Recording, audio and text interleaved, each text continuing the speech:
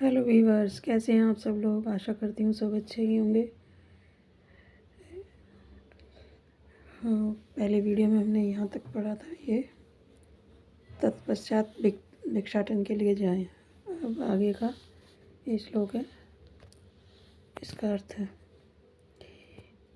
ये यज्ञोपवीत संस्कार के बाद ब्रह्मचारी को भिक्षा की याचना करने से पहले भवत शब्द का उच्चारण करना चाहिए। जैसे भवती भिक्षाम यच्छतु, इसी क्रम में क्षत्रिय ब्रह्मचारी को भवत शब्द का वाक्य के मध्य में उपयोग कर भिक्षा मांगनी चाहिए। जैसे भिक्षाम भवती यच्छतु। वैश्य ब्रह्मचारी को भवत शब्द का वाक्य के अंत में प्रयोग करना चाहिए। जैसे भिक्षाम यच्छति भवती। और सबसे पहले ब्रह्मचारी को उस गृहिणी से भिक्षा मांगनी चाहिए जो उसका अपमान नहीं करे और भिक्षा अवश्य दे। सबसे पहले माता, उसके बाद मौसी और तत्पश्चात अपनी बहन और सबसे अंत में किसी विश्वसनीय संबंधिनी से भिक्षा मांगनी चाहिए।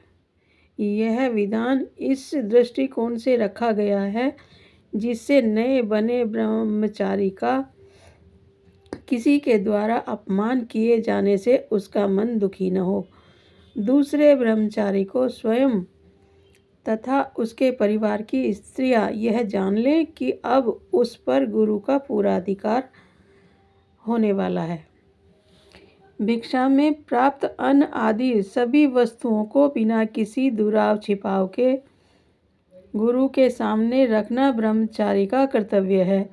गुरु उसमें अपनी इच्छा अनुसार लेने के बाद ब्रह्मचारी के लिए जितना छोड़ दें उसे ही पर्याप्त मानकर ब्रह्मचारी को अपनी उदर तृप्ति करनी चाहिए। भोजन करते समय ब्रह्मचारी को अपना मुख पूर्व की ओर रखना चाहिए।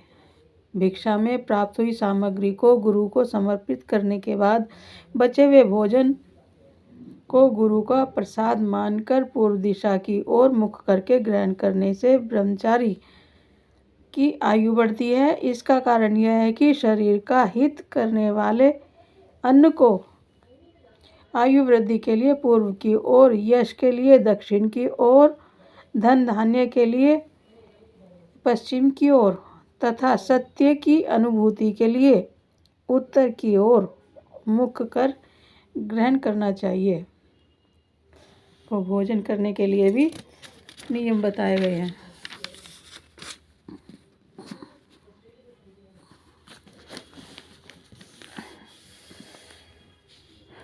इससे आगे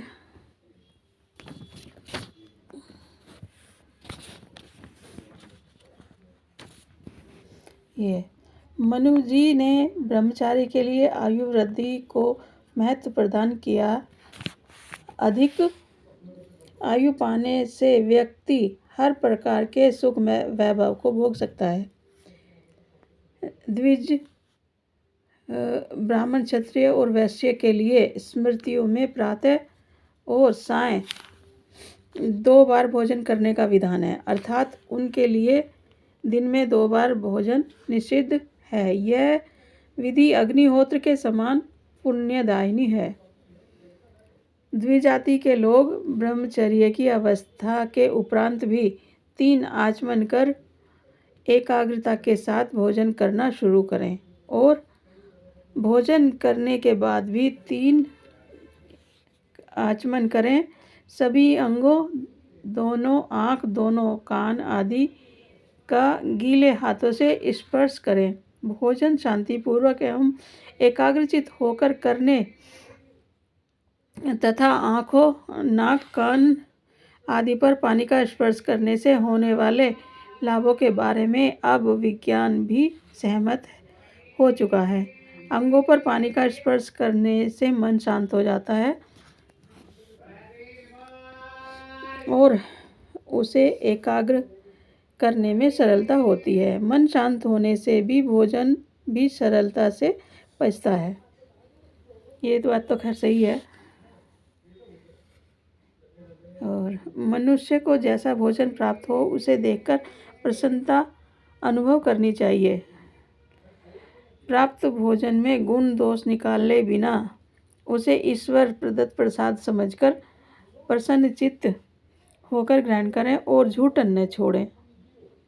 यह मुझे अन्न सदा प्राप्त हो ऐसी भावना मन में रखनी चाहिए। एक मिनट। आधुनिक शरीर शास्त्र तथा मनोविज्ञान के अनुसार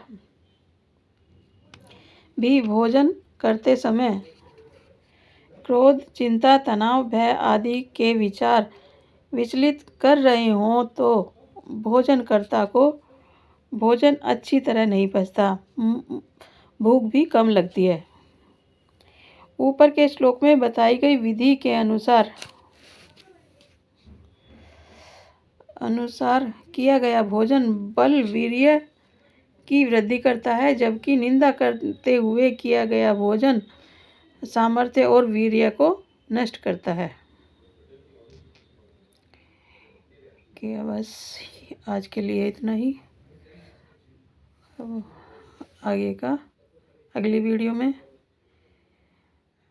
हमारी बनाई हुई वीडियो अगर आपको अच्छी लगती है, आपको मनुस्मृति पढ़ने की और आगे इच्छा है तो हमारी वीडियो को लाइक, शेयर, सब्सक्राइब करें और कमेंट ज़रूर करें।